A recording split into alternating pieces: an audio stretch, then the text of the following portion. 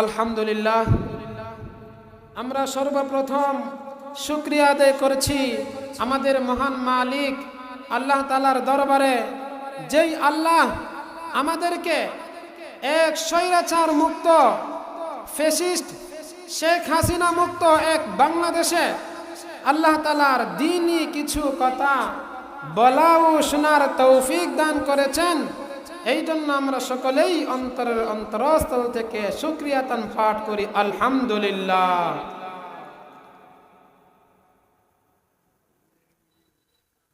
আল্লাহ তাআলা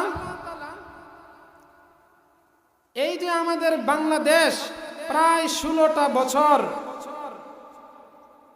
এক শাসক সে শাসন পালন করেছে, বাংলাদেশের প্রত্যেকটা মানুষকে গোলামে রূপান্তরিত করেছে। আজকে কোথায় গেল ওনাদের ঐতিহ্য, ওনাদের শক্তি?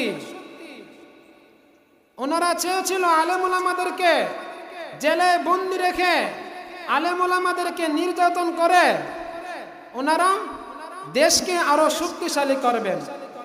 এই জন্য বড় বড় আলেম ওলামাদেরকে ওনারা জেলে বন্দি করে রেখেছে।